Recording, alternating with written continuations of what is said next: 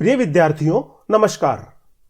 आज हम कक्षा 12 हिंदी की पाठ्य पुस्तक सृजन के अध्याय 2 से सूरदास रचित भ्रमर गीत से चयनित पद हमारे हरि हारिल की लकड़ी पढ़ने जा रहे हैं। आइए सबसे पहले कवि सूरदास के बारे में जान लेते हैं। कवि सूरदास का जन्म दिल्ली के निकट सीही नामक गांव में हुआ था। मथुरा से आगरा के निकट रुणकता स्थित गऊ घाट पर सूरदास की भेंट महाप्रभु वल्लभाचार्य से हुई। उन्होंने सूरदास को वल्लभ संप्रदाय में दीक्षित किया तथा श्रीमद् भागवत जी की कथा सुनाई। कवि सूरदास भक्ति, श्रृंगार एवं वात्सल्य के अनुपम कवि हैं। अष्टछाप के शीर्ष कवि सूरदास की प्रमुख 3 रचनाएं मानी जाती है: सूरसागर, सूरसारावली, साहित्य लहरी। सूरसागर इनकी अक्षय कीर्ति का आधार ग्रंथ माना जाता है। सूरदास का काव्य हिंदी साहित्य की अमूल्य निधि है। सूरसागर के भ्रमर गीत का पद हमारे हरि हारिल की लकड़ी हम पढ़ने जा रहे हैं। गोपियां अपने प्रियतम एवं आराध्य श्री कृष्ण से बिछुड़कर विरह वेदना में अत्यंत व्यथित हैं। इन गोपियों को सांत्वना देने के लिए श्री कृष्ण ने अपने सखा उद्धव को ज्ञान व योग का संदेश लेकर गोपियों के पास भिजवाया। उद्धव जी गोपियों को श्री कृष्ण का संदेश सुनाते हुए बारंबार आग्रह कर रहे हैं कि आप सब श्री कृष्ण से प्रेम करने के मार्ग को छोड़ दीजिए। गोपियों, आप ज्ञान मार्ग को अपनाइए ताकि आप सबका कल्याण हो सके, आपकी मुक्ति हो सके, आपको मोक्ष की प्राप्ति हो सके। लेकिन गोपियां तो ठहरी प्रेम मार्ग की राही। हे उद्धव, तुम इस प्रेम का महत्व क्या समझो? गोपियां पूर्ण रूपेण कृष्ण प्रेम में सांगोपांग डूबी हुई है। वे अपने लक्ष्य के प्रति एकनिष्ठ हैं। वे उद्धव से कहती है कि हे उद्धव, तुम इस प्रेम का महत्व क्या समझो, क्योंकि प्रेम मार्ग पर तो तुम कभी चले ही नहीं हो। प्रेम रूपी रस का तुमने कभी पान भी नहीं किया है। आइए अब हम भ्रमर गीत के बारे में जान लेते हैं। जब उद्धव जी गोपियों को निर्गुण ब्रह्म एवं योग का उपदेश दे रहे थे, तभी वहां गुनगुन करता हुआ काले रंग का एक भ्रमर, एक भौरा आया। गोपियों ने भ्रमर के बहाने उद्धव को व्यंग्य, तर्क एवं उपहास भरा जवाब देकर निरुत्तर कर दिया। इस प्रसंग में भ्रमर की उपस्थिति होने से यह भ्रमर गीत के नाम से प्रचलित हो गया। आइए अब हम भ्रमर गीत के इस पद का सस्वर वाचन करेंगे। हमारे हरि हारिल की लकड़ी, हमारे हरि हारिल की लकड़ी, मन बच क्रम नंद नंदन सोर, यह दृढ़ करी पकड़ी, हमारे हरि हारिल की लकड़ी। जागत सोवत सपने सो तुख, कान कान जकरी,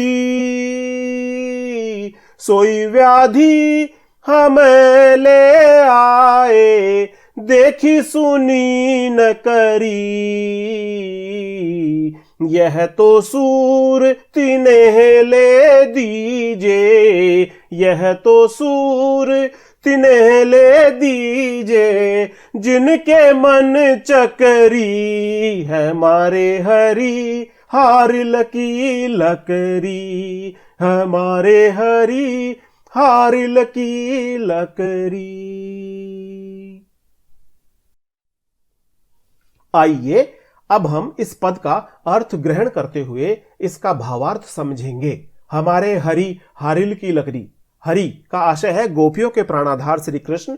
हारिल का आशय है हरे रंग का तोते से मिलता जुलता ऐसा पक्षी जो हर समय अपने पंजे में लकड़ी का टुकड़ा पकड़े रहता है। गोपियों के प्रियतम व प्राणाधार श्री कृष्ण है।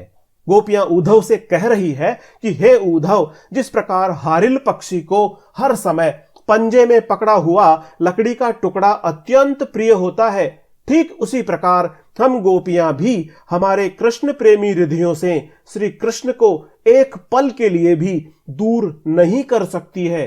हमारा हृदय तो सदैव कृष्ण कृष्ण कृष्ण का ही रट करता रहता है। गोपियों का श्री कृष्ण को हारिल की लकड़ी कहने का तात्पर्य यह है कि गोपियों के हृदय में श्री कृष्ण का प्रेम इतना दृढ़ता पूर्वक समाया हुआ है जो किसी भी प्रकार से मिटाया नहीं जा सकता। यानी गोपियों का प्रेम श्री कृष्ण के प्रति ही एक निष्ठ है। प्रिय विद्यार्थियों, हारिल की लकड़ी एक लोकोक्ति है। इस पद में कवि सूरदास ने इस लोकोक्ति का सटीक प्रयोग किया है। मन बच क्रम नंद नंदन सो उर, यह दृढ़ करी पकड़ी। नंद नंदन का आशय है श्री कृष्ण। गोपियां कह रही है कि हे उद्धव, हमने अपने हृदय में मन से, कर्म से, वचन से यह पक्का निश्चय कर लिया है कि हम हमारे आराध्य, हमारे प्राणाधार श्री कृष्ण के प्रेम में सदैव दृढ़ता से अनुरक्त रहेंगी। जागत सोवत सपने सौतुख, कान कान जकरी। सौतुक का आशय है साक्षात, जकरी का आशय है जकड़ी हुई। इस पंक्ति में गोपियां कह रही है कि हे उद्धव, हमें सोते हुए, जागते हुए, स्वप्न में और प्रत्यक्ष में, यानी जीवन के प्रत्येक क्षण क्षण में श्री कृष्ण के नाम रूप ने जकड़ रखा है और हम सदैव कृष्ण कृष्ण की रट लगाती रहती हैं। सुनते ही जोग लगत ऐसो अली, जो करुई ककरी। करुई ककरी का आशय है कड़वी ककड़ी। हे उद्धव, तुम्हारी योग की बातें सुनते ही हमें ऐसा लगता है मानो हमने कड़वी ककड़ी को खा लिया हो, जिससे हमारा मुंह का स्वाद भी कड़वा हो गया है। तुम्हारी योग की बातें हमें पूरी तरह अरुचिकर और कड़वी लगती है। सोई व्याधि हमें ले आए, देखी सुनी न करी। व्याधि का आशय है बीमारी, रोग। गोपियां कहती है कि हे उद्धव, तुम हमें प्रेम मार्ग छोड़कर निर्गुण ब्रह्म की योग साधना करने का संदेश दे रहे हो। तुम तो ऐसी बीमारी लेकर आए हो जिसे हमने न तो कभी देखा है, न कभी सुना है और न ही कभी इसका भोग किया है। हम तो तुम्हारी योग साधना रूपी बीमारी से पूरी तरह अपरिचित हैं। यह तो सूर तिन्हें ले दीजे जिनके मन चक्री। चक्री का आशय है गोलाकार फिरने वाला खिलौना, अस्थिर होना, चंचल होना। गोपियां उद्धव जी से कह रही है कि तुम प्रेम मार्ग छोड़कर निर्गुण ब्रह्म की योग साधना करने का जो उपदेश दे रहे हो, इस बीमारी को उन लोगों को जाकर के दे दो जिनके मन चक्री की तरह अस्थिर है, चंचल और चलायमान है। गोपियों का मन तो श्री कृष्ण के प्रेम में दृढ़ एवं स्थिर हो चुका है। गोपियों के अनुसार ऐसे लोग जिनका मन चंचल व अस्थिर है, वे ही योग की बातें मानकर उसका पालन करेंगे।